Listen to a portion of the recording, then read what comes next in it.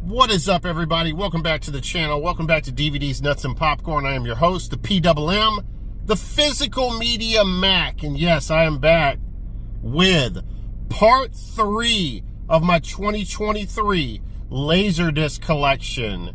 And now we are on to the M's all the way to the R's. I think I've broken down these videos properly, pretty evenly.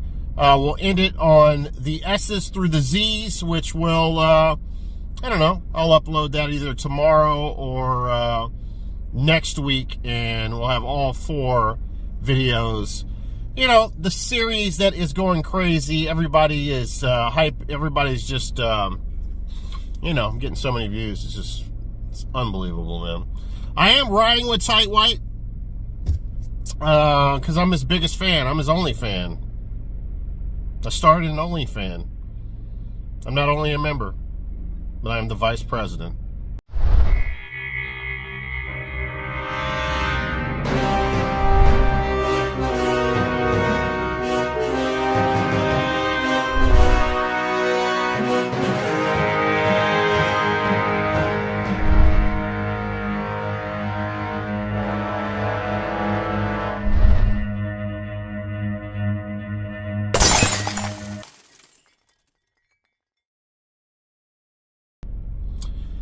Anyway, as usual, I forgot and screwed up on the letters.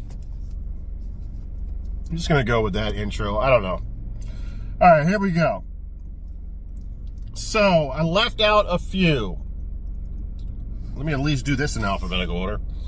All right, so G's. I left out a G movie. This is Factory Sealed. And it's really an obscure film. Or maybe an obscure Laserdisc. It's got the porn star, I should say the former porn star, Tracy Lords.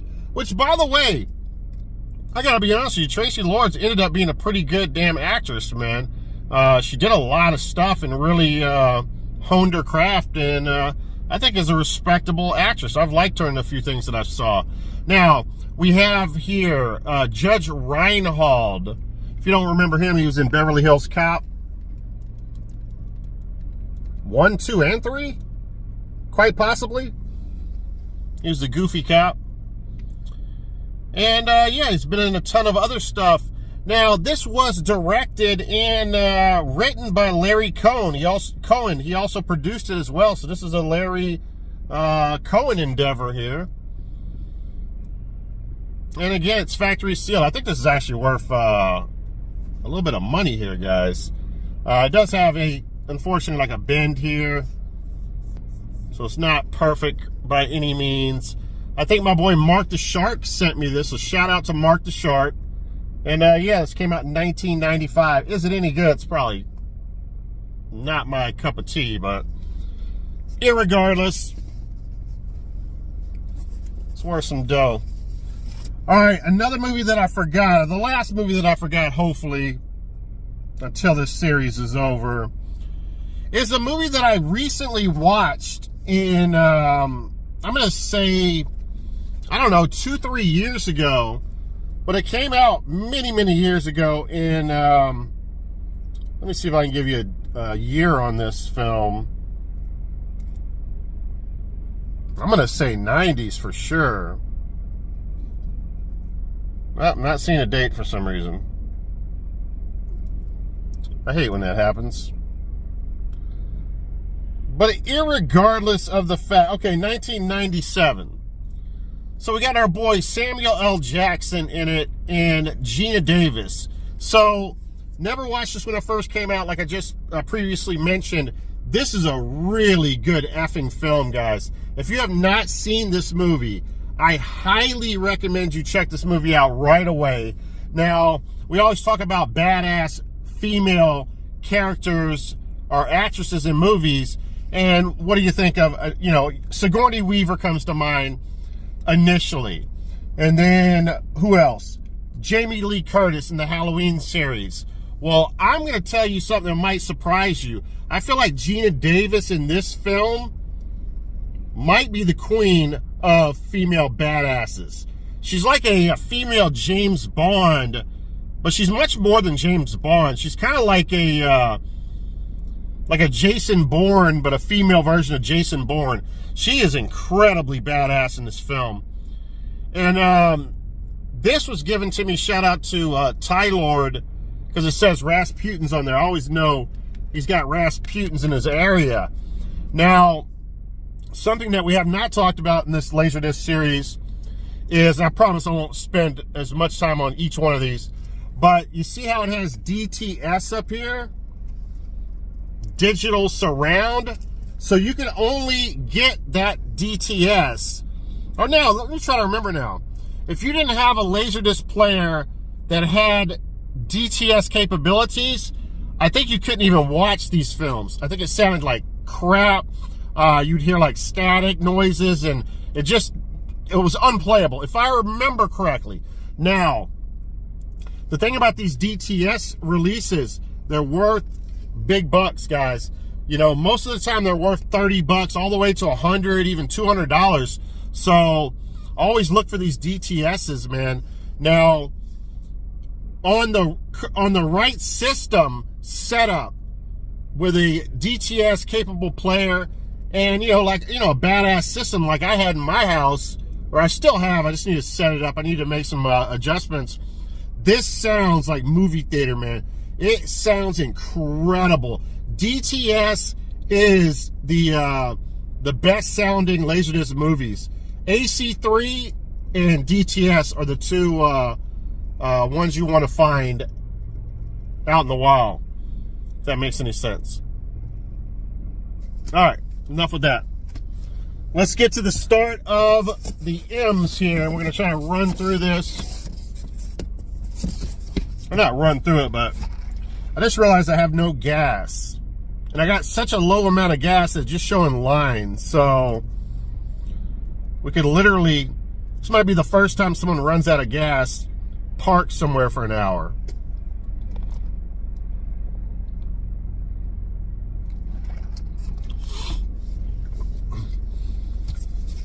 All right, now, the first of the M's here. Really cool film, man. I remember watching this growing up. My Science Project.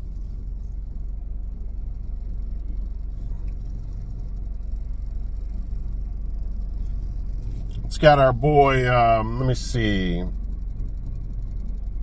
The one guy I always remember from this movie is, I don't know why I can't think of his name right now. Oh, man, I can't think of his name. This guy right here. He was in Blue Velvet, Easy Rider. Where are the fucking actors in this movie? It doesn't even show the actors in the back of this. This is the first one I've ever seen like this. Daniel, John Stockwell, Dennis Hopper. I don't know why I couldn't think of his name. Including 2 songs performed by the Tubes. It's one of the older Laserdiscs. Or not the oldest, but what year did this come out in? Yeah, I've spent so much time on this already. That's definitely an 80s film. All right, I have 2 of these, so let me know. I guess I can address them. Most of these offers to Ty-Lord and to Mark the Shark, because I forgot, Mark the Shark sent me a bunch of cool Laserdisc back in the day. So let me know if you guys need my double here, My Science Project.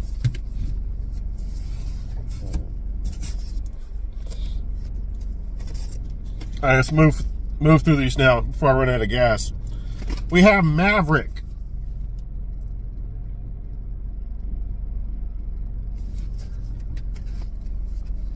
I won't say too much about that. Remember that being okay. Nothing super special. All right, Muppet Musicians of Bremen.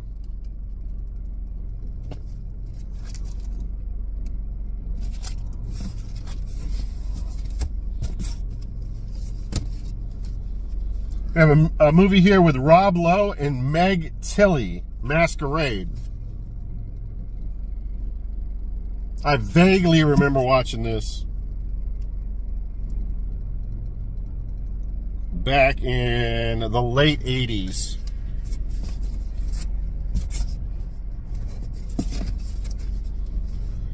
All right, next up here we have a classic Dirty Harry and Magnum Force.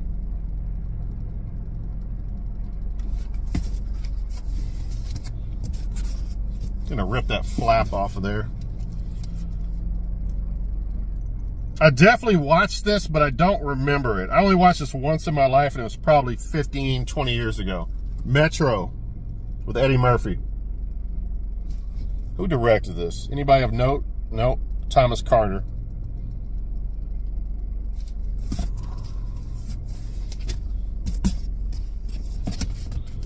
Then we have Wesley and Woody in Money Train.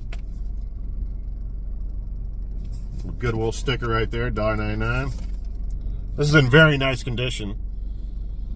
I can tell by looking at this, this is one of the newer Laserdiscs. I guarantee you, this looks like DVD quality. I'm pretty certain. Columbia Pictures.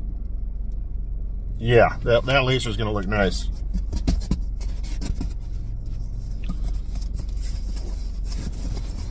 That tab is getting on my nerves. All right, next up here, have I watched this? I remember picking this up. I have not seen this yet. I don't believe I have. Patty McCormick and Mommy. Never Let Her Tuck You In. Leonard Maltin says this is chillingly good. Laced with Hitchcockian humor. I don't know. Let me know in the comments below if you guys have seen this. Is it worth me checking out? Yeah, I'm going to have to flip that flap every time.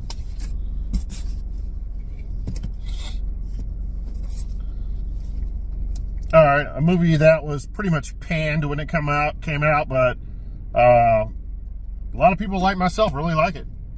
Or maybe not. Gene Siskel liked it. Mortal Kombat. Maybe I'm thinking more of Annihilation. I honestly enjoyed both of them, but this is a really fun film.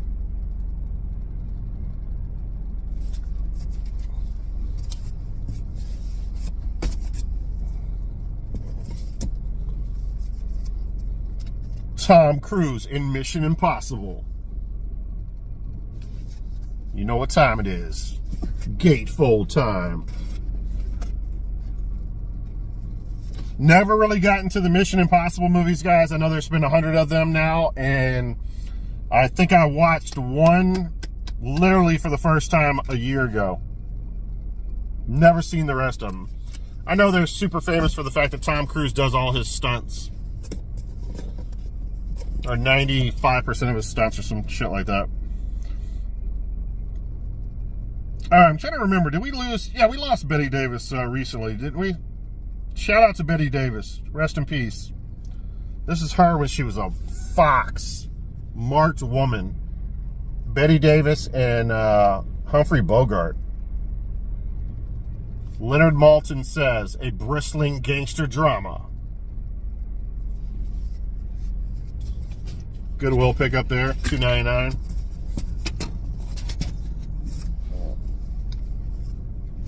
This is kind of cool right here.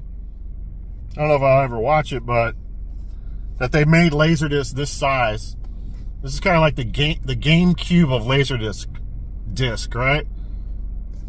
Very cool. Not exactly a DVD size. Oh, cool. It's white, too. Or one side's white, one's the regular deal. And it's the Motels. So I guess that was some rock group back in the... oh, I could never find dates. Back in the 90s, maybe? Who knows?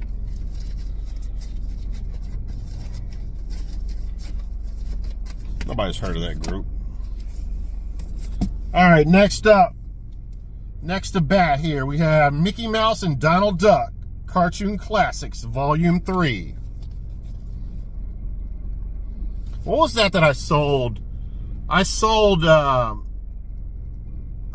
something. It was a really cool, it was almost like a Criterion collection, cartoon collection.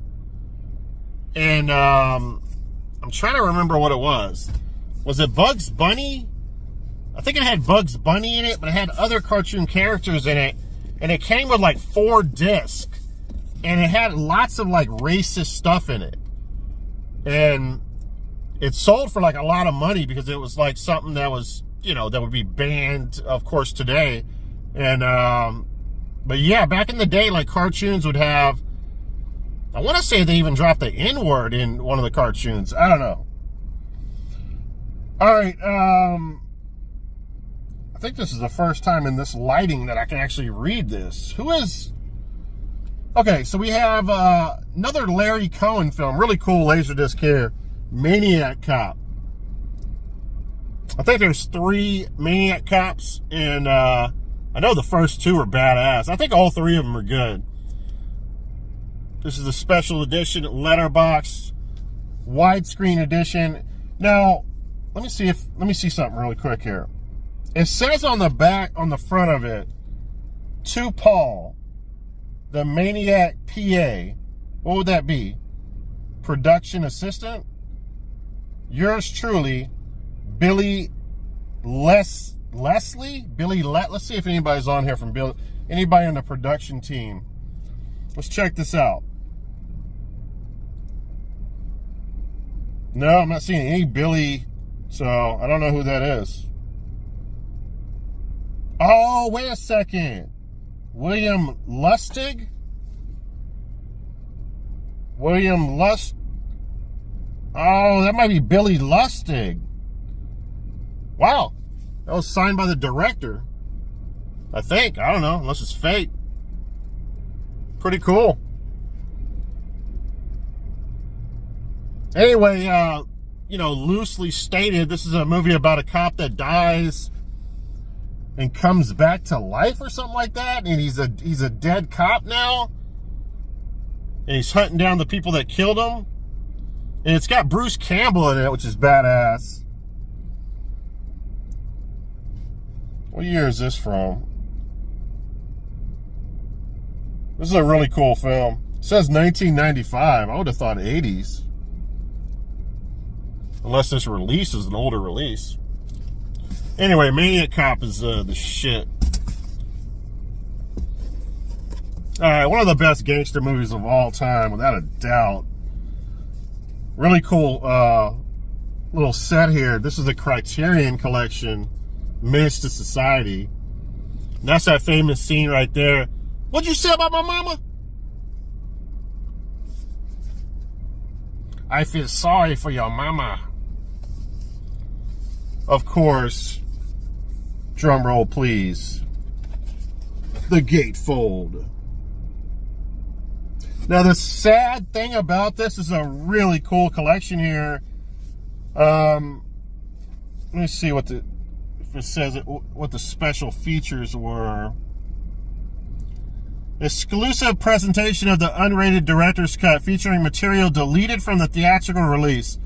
Audio commentary by co-directors Alan and Albert Hughes on separate tracks, discussing the film's production in front of and behind the cameras. Video interview with the Hughes brothers, discussing their film, its reception, its cultural context, and their careers. Deleted scenes, music videos, excerpts from the drive-by. Lots of stuff in here, really cool. The only thing, if I remember correctly, there was some disc rot, unfortunately, towards the end of the film. And I never returned it. I purchased this off of eBay. And so that really sucks. 1993 film. Now, you know, you have all kinds of characters in the film, obviously. One of the characters was like a Muslim kid. And The Rock, or Charles S. Dutton, his real name, was the father of this Muslim kid. And he was the one kind of preaching to the gangsters that, you know, we shouldn't be doing this, we shouldn't be killing. So he was the voice of reason. Now, Tupac was supposed to play that role. And he ended up, he was a hothead at the time, big hit, and he was getting an inflated sense of himself at that point as well. He had already done Juice, and he basically was saying, "No, the it shouldn't be written this way. My dialogue should be this. And he's trying to change the film. So they kicked him off the film, or chose not to use him, and used another guy. And then I think he assaulted like the Hughes brothers or something like that. But anyway, yeah, man, really badass film. A little bit of behind the scenes for you guys. All right, next up here we have Damon Wayans. Probably the funniest of all the Wayans brothers. Let's face it, man. I think he was the best Wayans brother. There's a lot of Wayans brothers. Major Payne.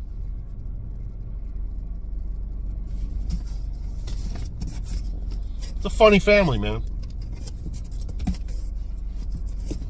Funny and like I amuse you. Let's put that to the side. I got the feeling I have two of these.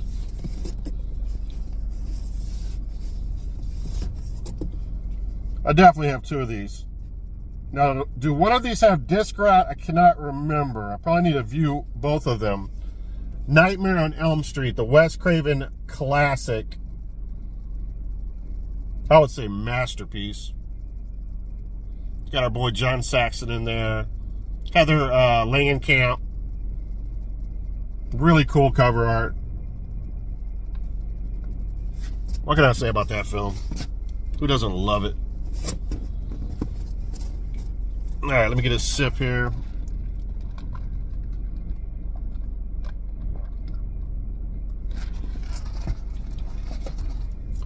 Try to put on every color in the crayon box today. All right, a film that I really still doesn't, I don't believe it gets enough respect, and I didn't respect it until I watched it of recent, to be honest with you. And it's one of my favorite films, horror films of the 90s. This was 90s, right? Yeah, right on the cusp. So it kind of feels like 80s, but, you know, it obviously is a 90s film. And, yeah, man, this is another Clive Barker film, Nightbreed. It's got this guy who was in a ton of shit back in the day. What was his name? This is a very clean release here, too, man. Very nice condition. Let me see if I can pull his name off of here. This was actually directed by Clive Barker, by the way.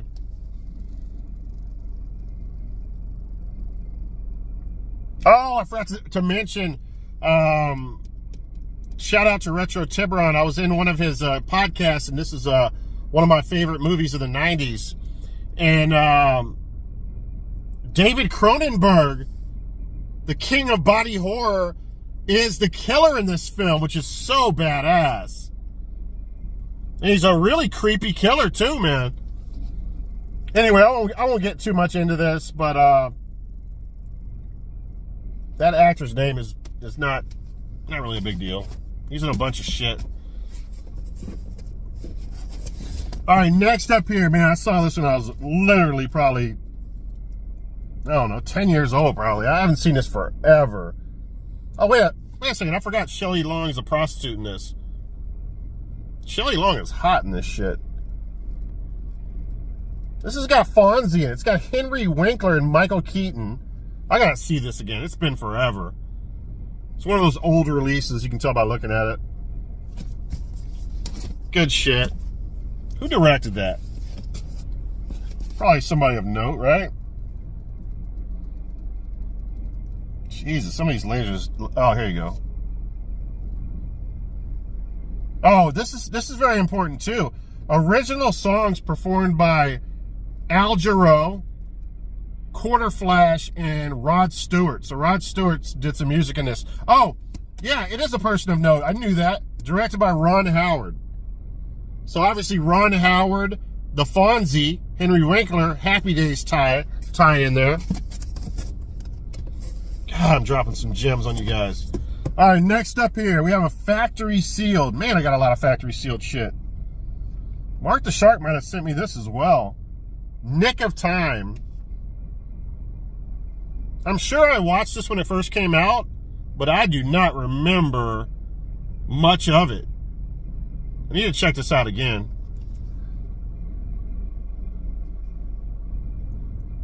Obviously Johnny Depp, but it has Christopher Walken in it. He looks like he's probably the bad guy. It's got Charles S. Dutton, The Rock again. We mentioned him earlier. And it was directed by a guy I've never heard of. Yeah, let's put that up there.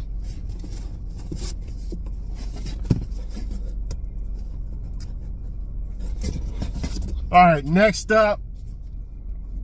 This was an Academy Award nominee for Best Sound back in 1983.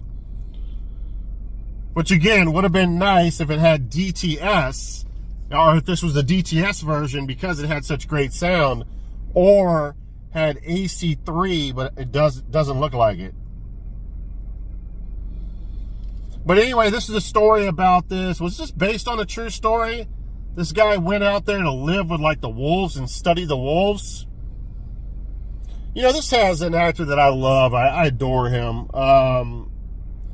He was in First Blood. And why am I not thinking of his name? Brian Dennehy. Big fan of Brian Dennehy. And, yeah, filmed against the spectacular wilderness vistas, Never Cry Wolf reveals a world of hypnotic beauty and breathtaking... I mean, it is a beautiful film for sure. An unforgettable odyssey of self-discovery and startling adventure as Tyler, a young, inexperienced biologist, basically goes out to an Arctic wasteland and studies wolves. And really, you know, becomes kind of a new person and reinvents himself and explores... I think he meets like an Indian guy and does like drugs and, you know, what was that shit that Indians get high on? They see like the third dimension. I don't know what the hell I'm talking about. All right, definitely a classic here. New Jack City. Wesley Snipes is a badass in this film. It's one of my favorite roles of him. A modern gangster thriller. Yeah, pretty much. And also, this is the first time, at least for me, this is the first time that I recognized Chris Rock in a film. And he was the crackhead, Pookie, in this. It's a really good film, man. Ice-T is a police officer in this. I think this is the first time we saw Ice-T as a police officer in a movie. Everybody knows about that film, man. Some good shit, man. All right, a movie that I've never seen, believe it or not. The Nutty Professor.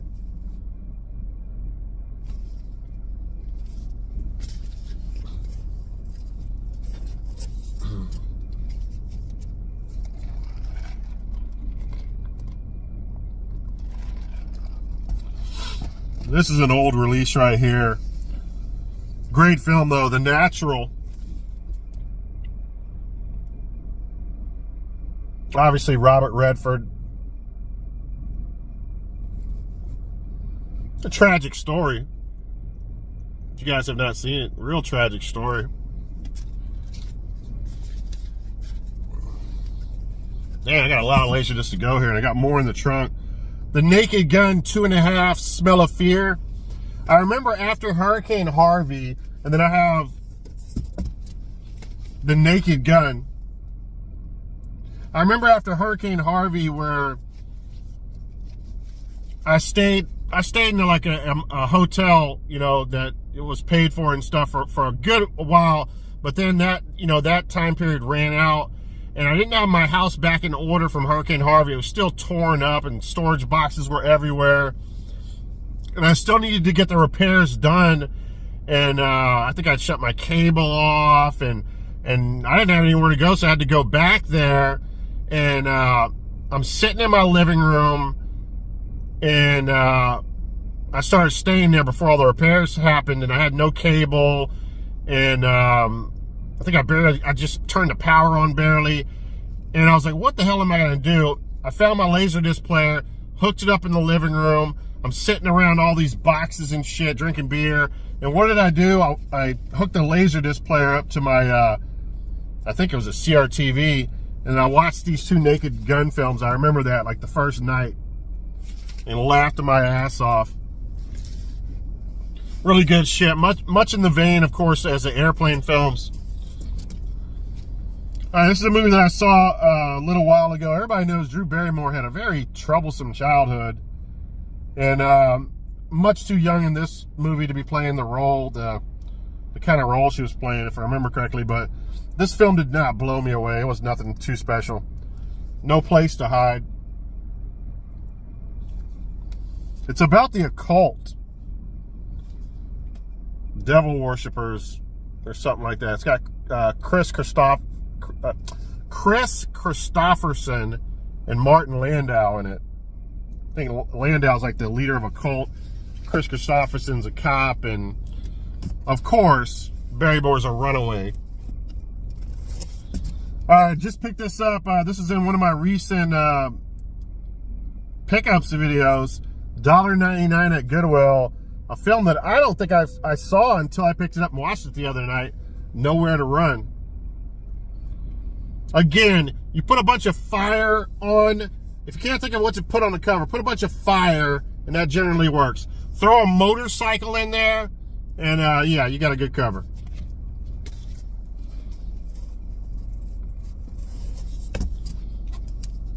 All right, man, one of the best horror movies of the 1980s. Real cool collection piece here. In very good condition, although this is an older school one. HBO video. It's got the punch through right there. Night of the Creeps. Yeah, really good film here. It's got my boy Tom Atkins in it as a Detective Cameron. He's great in it. And let me see. Produced by Charles Gordon, directed by Fred Decker. I always remember the scene in this movie where Tom Atkins' character, the cop, he like shows up at I think it's a sorority house, and all the girls are waiting for their prom dates to come. And he busts in the door and slams the door, and all the females are in their nice prom dresses looking at him. And he looks out the window, and he says something to the effect, he's like, well, I got good news and I got bad news. The good news is your prom dates are here. The bad news is they're dead. I always love that scene, man. So friggin' good. Oh, it's right here. I didn't even know that. It's at the top. Let me see if I said that right without knowing. The good news is your date is here. The bad news is he's dead. Oh, something like that. Y'all got the effect. Really cool film, man. I cannot recommend this one enough. If you have not seen Night of the Creeps, I mean, you're missing out. All right, here's my dupe of this. So if one of you guys need this, Nightmare on Elm Street. If you guys don't have this, I mean, who's going to pass up on this? Again, I need to watch these. I need to make sure. Well, first of all, I'm not sending a good copy to you. And to be honest with you, I don't want to send a disc rock copy to you either. So I need to check them out to make sure. I don't want to make it sound like I'm going to keep the good shit and send you the shit. All right, here we go. Another classic from my childhood. The Never-Ending Story. What can I say about that? Everybody's favorite film. All right, we got a cool one right here.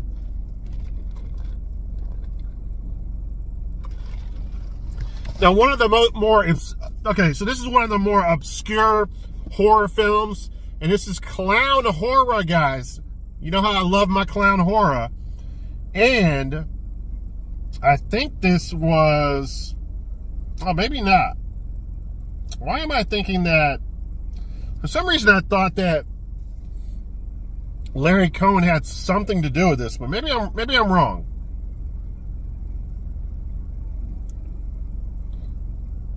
Yeah, I'm not seeing it in here now. Why does it say the cast, but it doesn't say the director? That makes no sense at all, unless it's on the front. Yeah, it is on the front. Okay, no. It's not, it's got Karen Black in it. And I could have swore it was directed by Cohen or one of those guys. But no, it's not. But anyway, an obscure clown horror film. And if I remember correctly, no, I'm certain of this, unless this has changed, this was only released on VHS and Laserdisc. So this is one of those movies that I hunted down back in the day. I felt it was really important to have, and because of the fact that you couldn't see it on any other medium, you know? And I didn't want to watch it on VHS, so of course I'm going to pick it up on Laserdisc. Out of the Dark, cool clown flick film. You can see the clown right there in the phone booth. And basically Karen Black and a bunch of other females work at a sex hotline office. And the clown is calling in, having phone sex with them, and then he starts picking them off one by one. This film's hilarious too, man. There's a lot of funny shit. Yeah, man, I adore this, man. Really cool clown flick. Good condition, too. All right, let's move through this here. We have An Officer and a Gentleman, widescreen edition. Now, I've talked about our boy, although he doesn't have the, he's not headlining. Deborah Winger and our boy Richard Gere is.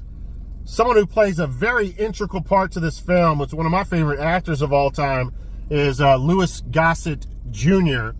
And I would say this is probably my favorite role of his.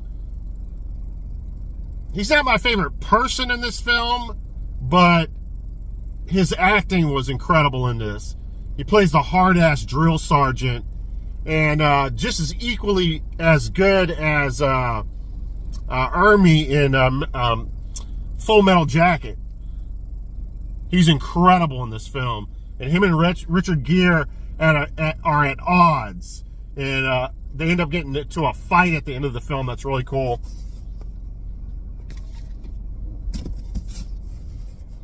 And it's so cool, the fight, because it's like Louis Gossett Jr. is such a badass. He's like, he could easily be like, if you hit me, you're kicked out of the military, and that's it. He's like, I'm going to give you a free pass.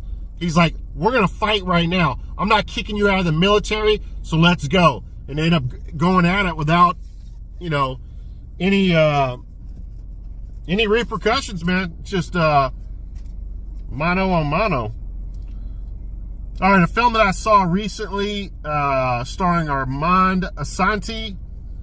This is a cool adventure film. The Odyssey.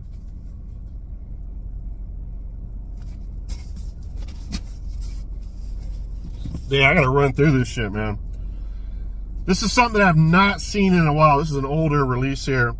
Outland. I need to check this out because I heard good things about it. It's like a space horror thriller with Sean Connery.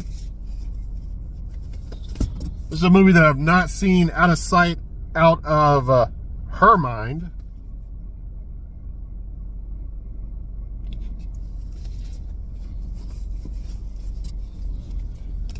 Another classic here, The Omen. There's nothing scarier than this kid, man. Nothing scarier than the kid in this film, man. He's friggin' such a badass. Who's the main actor in this?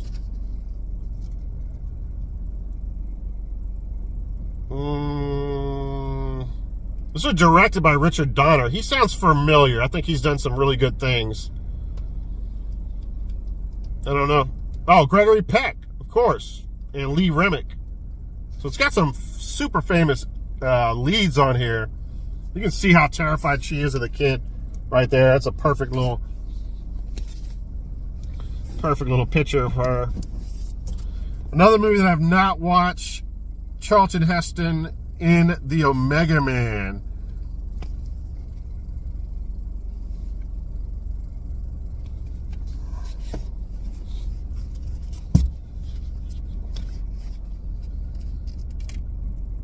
This is something that looks very boring. I have no interest in it. I don't really know why I have it. It must have came in a lot. And that is Ordinary People. It's got to have the most boring cover I've ever seen in my life. Next up here we have Limited Gold Edition 2 Cartoon Classics, An Officer and a Duck. Another Goodwill pickup there. Poltergeist.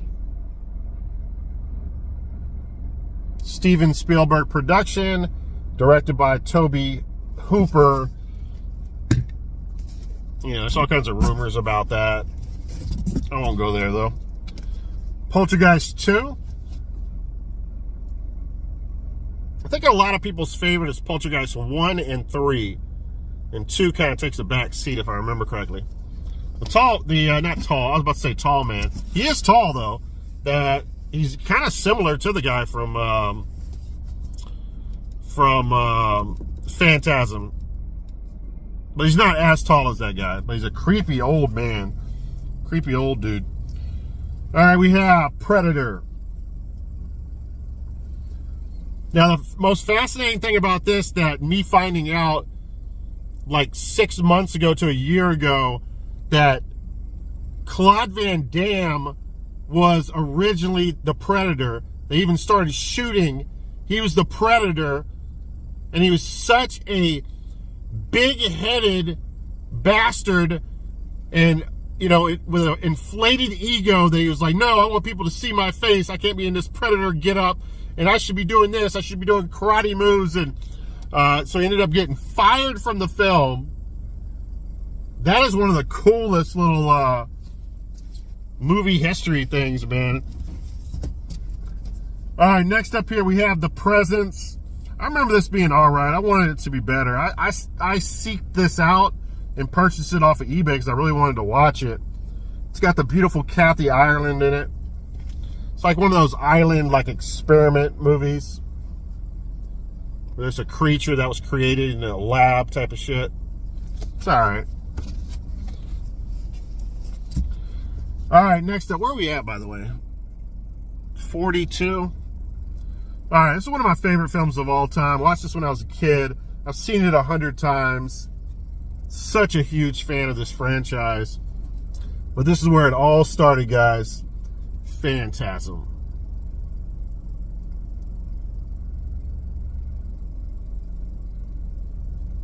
I love, look at that right there, the ball.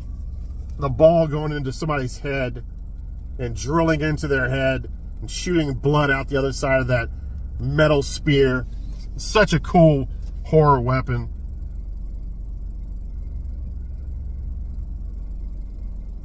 So good, man. So good. And who was the guy that ended up being a star in the later movies? I think it was Reggie Bannister.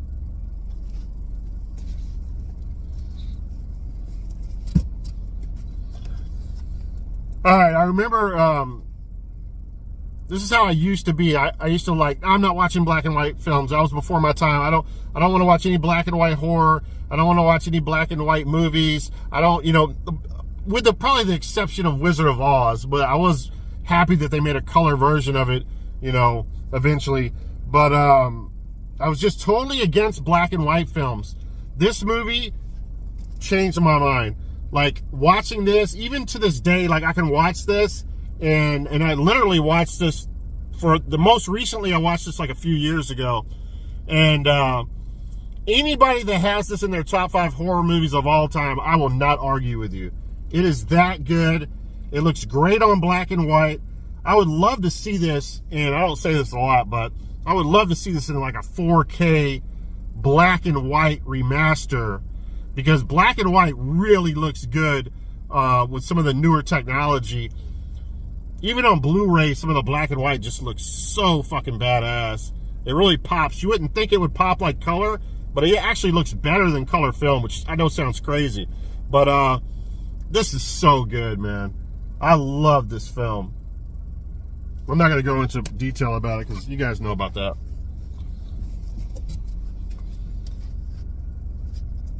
I'm pretty sure we showed this again, so if you guys need this, let me know. Poltergeist 2 again. Got a copy of that, or a dupe of that. I enjoy all of John Singleton's films. This is probably one of my favorite ones. Poetic Justice, Tupac and Janet Jackson. Janet Jackson was so hot back then. And this is a hood love story.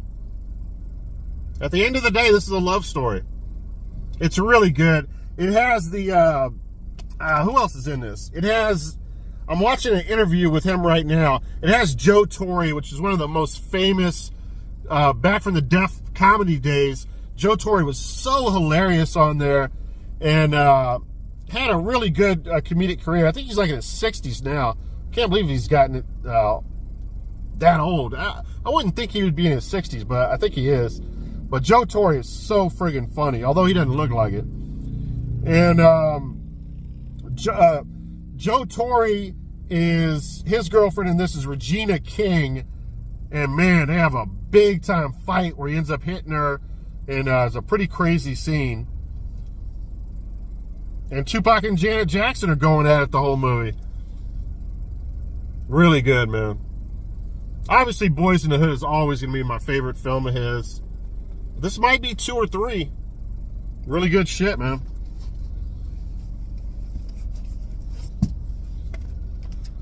All right, next up. I need to watch this. It's been a while since I've seen this, man. Rest in peace to our boy here. This is Robin Williams. It also has Shelley Duvall, who obviously was in The Shining, but Popeye. This is a Walt Disney film, right? I think it is. Paramount Pictures production and Walt Disney Productions, yeah. Oh, and by the way, if I forget, we'll cut away at the end of the video, and I need to go back to the game room because I have a couple of movies on the wall that I need to show you guys.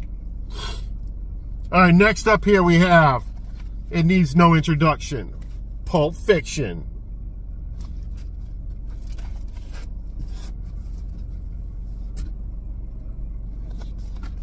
All right, I don't need to talk about that. Y'all know the deal. All right, Piranha 2. If you thought piranhas in the water was scary, wait till you see piranhas in the air. That's not actually the tagline, but that's what I'm saying. Really cool. I mean, who would have thought that piranhas could fly, right? Just like termites, when I found out termites could fly, how terrifying that was. And as a kid growing up in Houston, Texas, when I found out giant cockroaches could fly, that was the real terror right there. I'd rather deal with flying piranhas and flying termites than giant flying cockroaches. I love the tagline. I love the tagline of this movie. It started as a vacation. That's just perfect. Directed by James Cameron. Way before he directed Terminator 2. Oh, man.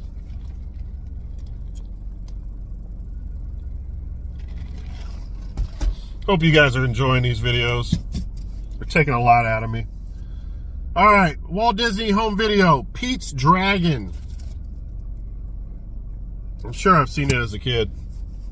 If I watched it, I'd probably be like, oh shit, I remember that. All right, next up here we have David Carradine, one of my favorite actors of all time, without a doubt. And a personal favorite in the last few years of mine, Frank Zagarino in Project Eliminator. Now, Frank Zagarino is most famous for the Project Shadow Chaser movies, which I'm showing you those in my video, and we'll go back to the game room to show you at least one of those, no, 2 of those at the end of this video. But that's what he's most famous for. He was in what, Cyborg Cop 2, if I remember correctly, or was that 3? But anyway, yeah. Pretty good shit, man. It's a good film, good action film. This is a very recent pickup. I picked this up this year off of eBay, if I remember correctly. Good shit, man. Frank Zagarino's a badass as normal. And David Carradine has some classic lines in it. Was David Carradine drunk during the course of this movie? I don't know. Probably.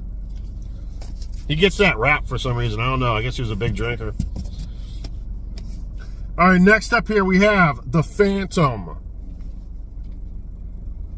I've never seen this. I'm not going to lie to you.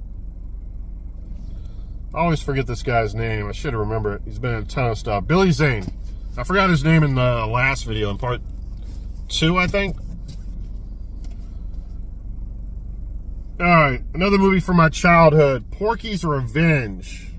When was this released? I feel like this is older than my childhood.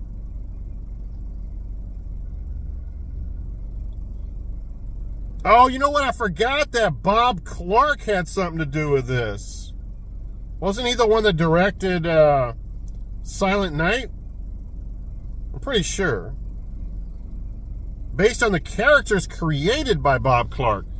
Oh, because this is Revenge. I bet you Bob Clark directed the first one. Anyway. Next up we have Walt Disney's Pinocchio. All right, last film, and then I got to pop the trunk. We have Predator 2. A lot of people hate on this film, but it's fun, man. I think it was a great idea bringing Predator to the city. Was this in New York, or was this in, I'm trying to remember, let me see here. It's got Danny Glover in it. You know, everybody loves Danny Glover, right? Oh, I didn't know this. This is from the director of Nightmare on Elm Street 5, The Dream Child. Okay, so this takes place in Los Angeles. And let me just read this real quick. The smog-choked metropolis in the midst of a 109-degree heat wave and a war between the Colombian and Jamaican drug gangs, Police Lieutenant Mike Harrigan Glover and his team, longtime partner and boyhood friend Danny Ruben Blades, the no-nonsense Leona Maria Conchita Alonso Caliente. I don't know how I always say that. But anyway, yeah, man, Predator 2, man. It's some fun shit. Best of the Predator films? Or the second best of the Predator films? Probably. I mean, can anyone say that the Predator versus Alien films is better than this? I don't know about that. All right, guys, let me pop the trunk, and we'll continue with the, we'll start with the cues. Please hold. All right, guys, moving on to the cues. I got 2 cue films here. And let's start with this one. This is a very interesting film. So, everybody knows about the Troll series. You have Troll 1, and then Troll 2 comes out, which Troll 1, by the way, was an oddity of the film itself. But then Troll 2 comes out, and it has nothing to do with the first film. And the tone is totally different in Troll 2, and everybody considers it like one of the, you know, top so bad it's good films, right, of all time. Now, then you have the Ator films, which I think at the time, there was 3 of those films. And, well, let's go back here. Troll 2 was produced by an Italian guy named Joe D'Amato. Now, the Ator films was directed by Joe D'Amato. I think all 3 of them.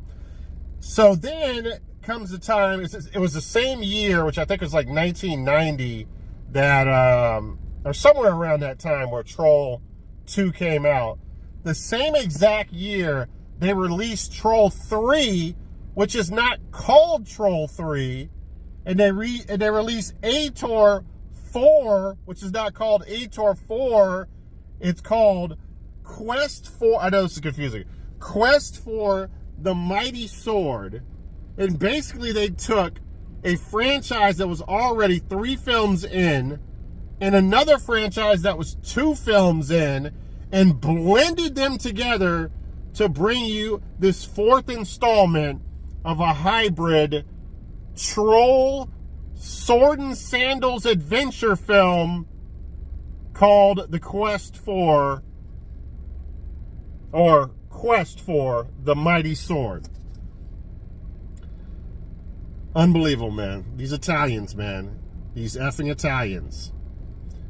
This was also, I think, called Hobgoblins as well. I think it was called Ator or something or another. It's got like 5 different names. But I love the Ator films. Really cool sword and sandal adventure films. And I'm a big fan of Troll 2. I enjoyed Troll 1 as well. So this is like the blend of 2 perfect worlds coming together. Although this got terrible reviews. I think it was a 2.7 on IMDb. I still had a lot of fun with it, man. I thought it was a really cool film, man. Definitely recommend it to you guys. Troll 3, Quest for the Mighty Sword. Check it out. All right, next up here.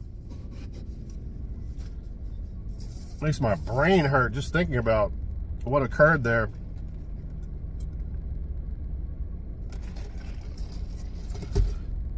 And if you haven't seen the Ator films, check out all 3 of the films as well, or all 4 of the films. It's basically Ator 4 and Troll 3. That's the best way to describe it. All right, we have The Quest here. I remember seeing this many years after it came out. My friend kept telling me about it, Calvin, when I was growing up. He's like, you ain't seen The Quest yet?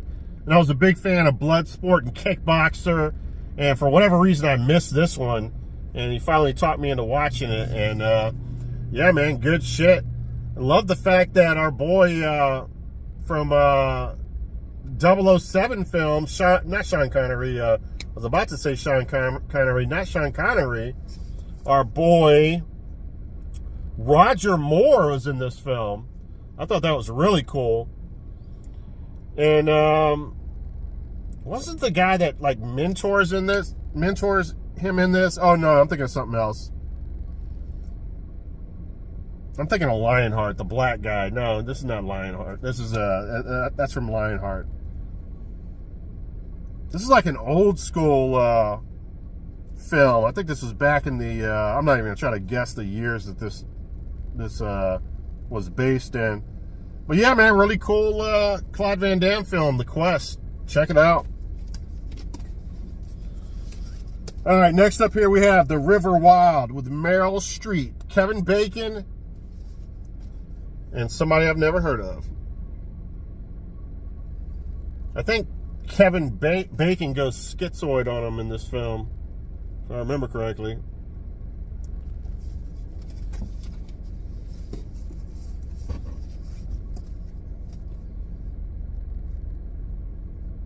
All right. One of the greatest films ever made, Rocky IV. Who does not love Rocky IV? $2 at Goodwill there. I would say Rocky IV, even if you tell me Rocky 1's better, and even if you say Rocky 2 or 3, a lot of people, a lot of realists, I would say, or people that are more down-to-earth type of people, would tell you the first Rocky is a masterpiece, and that's number 1. And then they would go to number 3, and then they would probably go 4. I'm not arguing that, but I will say that this probably has the best, not probably, this has the best, like, okay, you did something wrong, and I'm going to train my ass off and get back at you. This has the best training sequences, and yeah, this has the best training sequences of all the films.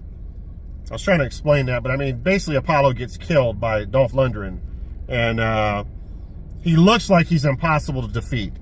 I mean, he's on this equipment, he's punching harder than like a polar bear could punch. I mean, the guy is just like he's on steroids and shit. Do polar bears punch? I don't think they can punch, but, the guy is stronger than a polar bear, the steroid, Russian steroid junkie monkey. And, there's no way Rocky can beat him. and Apollo gets killed, and he basically goes to Russia, and Apollo's trainer trains him to some of the greatest music I've ever heard in my life.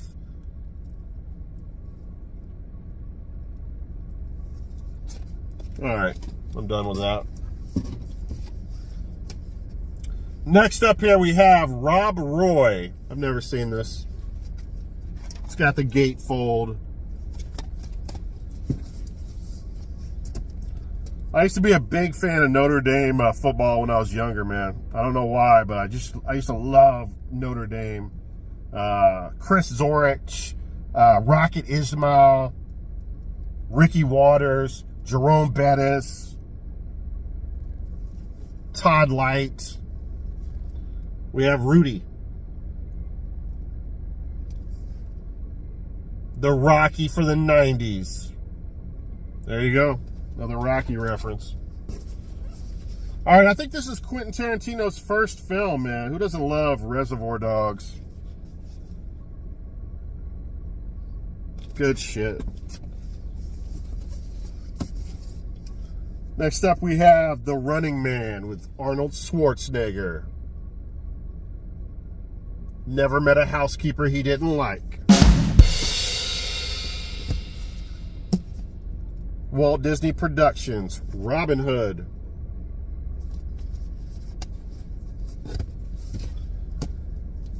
Jackie Chan and Rumble in the Bronx. I've never been a big Jackie Chan fan. I really have not. I don't know what it is. Maybe it's because he's 4'11" and I feel like I could kick his ass. That's the only thing I can think of. Because everybody loves him. Half price books pick up there. Next up we have Ricochet. Denzel Washington.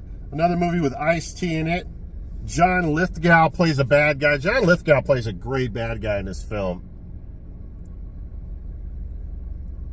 This is a very interesting film, man. They do all kinds of shit to F over Denzel.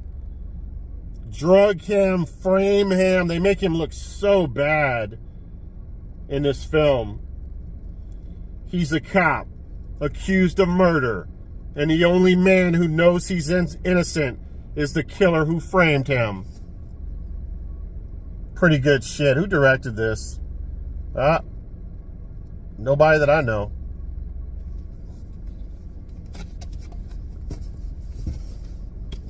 Good film here. Red Heat.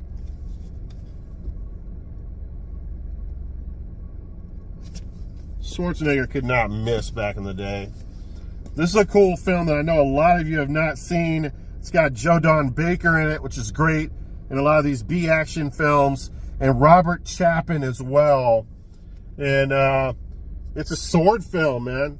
It's a sword fighting tournament film. Sword fighting to the death, man. Badass shit. Joe Don Baker's like the fight promoter, or he's the one that runs this like death killer tournament. Yeah, man, really good shit. Ring of Steel.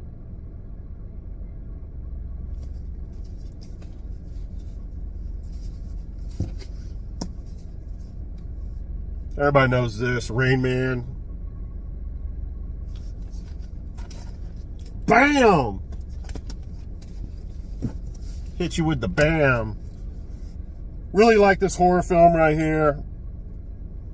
The Relic. I believe this had John Sizemore in it, right? Not John, Tom Sizemore. The creature in this is badass, man. Really, really looks good. I remember the ending of the film being really, really badass. This is a movie that I've not gotten around to watching yet. It's got one of my favorite B-action stars, Michael Dudikoff, River of Death.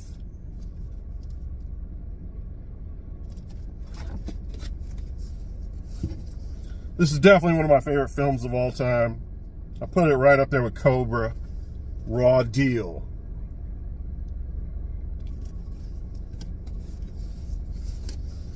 Then we have the Rambo films. We have part 2 here, First Blood. Or First Blood Part 2. Of course, the original is just called First Blood. I do not have that on laser for some reason. And then we have Stallone, Rambo 3.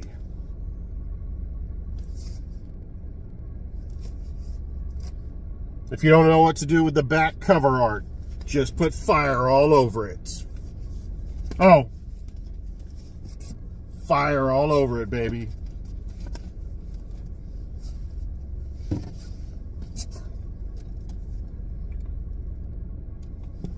Put some fire in it. Rapid fire, baby. Of course, Bruce Lee's son, Brandon Lee. I'm a big fan of Brandon Lee, man. I really like a lot of his films. A lot of it's pretty cheesy. For whatever reason, a lot of his films are just like cheesy action films. But, yeah, man, really like this. Powers Booth is always such a great bad guy in films. Really enjoyed this one, man. Highly recommend it. Check it out. Rapid fire. Next up, The Rock. Jerry Bruckheimer. Jerry Bruckheimer? Yeah. No, Jerry Bruckheimer, not Brockenheimer. Wait a second. Oh, I thought they had a gatefold. It's about to bust one out on you again. Oh, thought that one did too. All right, next up here we have Clint Eastwood and Charlie Sheen in The Rookie. Solid cop film. Romancing the Stone.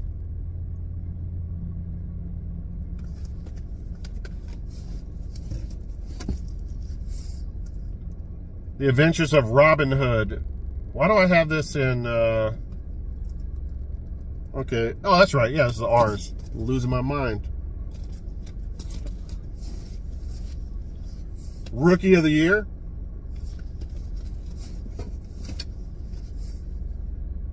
Mel Gibson. This is a Ron Howard film as well. I didn't realize Ron Howard directed this.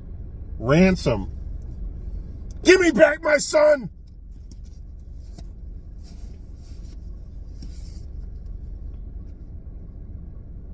Regarding Henry. I've never seen that. I don't really have any interest in seeing it. All right, this is one of the first Coen films that I've ever seen. I think everybody pretty much loves this. Raising Arizona.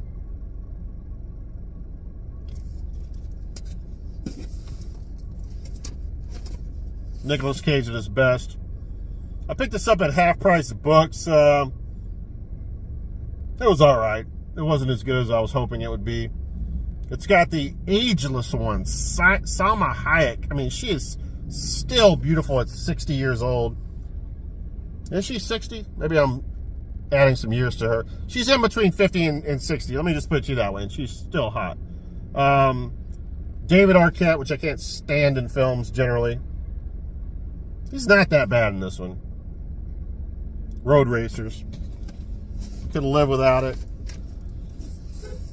Return of the Jedi. Oh shit, the weight of the Laserdisc is starting to press the horn. Do I even need to say anything about that? All right, a couple more films here and I'll let you guys know. Whoa, the weight of the... All right, let me just lean the... God dang, this is a lot of Laserdisc. All right, I got to do something here, guys. I don't know why I went with this new... Why I had to change up the game plan. And put all the Laserdisc on top of me. All right, I got 3 more films here. Where are we at? All right, The Rocketeer.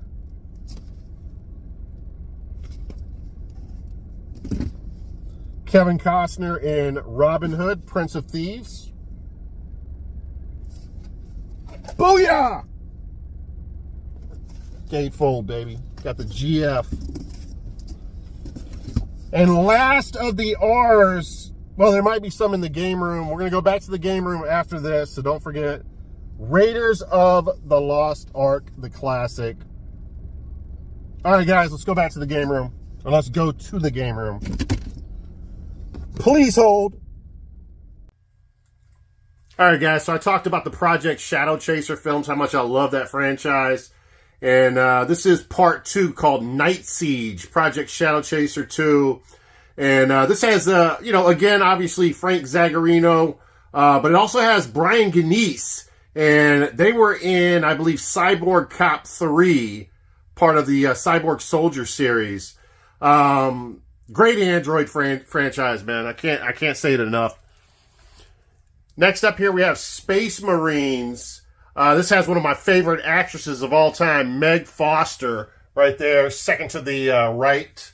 Beautiful eyes. And it also has a real over-the-top, bigger-than-life evil villain role played by John Piper Ferguson. He kills it in the film. Real cheesy, good role.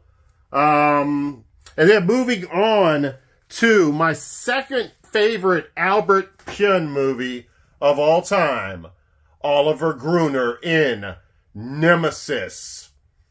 This also has Vincent Klein returns. He was obviously the villain in Cyborg. He returns as a villain, one of the villains in this film. This also has Tim Thomerson in the movie. Great film, man. Love it. And I think this is the last film that we're going to go over. Yeah, this is the last one. Project Shadow Chaser 3000. Sorry about the glare, guys. This is part 3 in the franchise. And, yeah, man, I like this one as well. Good flick. It, let me see here. Frank Zagarino's back, but it also has Christopher Atkins in it. He was in a lot of B movies, cheesy B movies. He was in Shakma. Obviously, he was in Blue Lagoon and a bunch of stuff. All right, guys, that is it. Thank you for checking out the video. Good luck out there finding whatever physical media that you are looking for. I'm the PWM, the Physical Media Mac. And I will see you guys in part 4.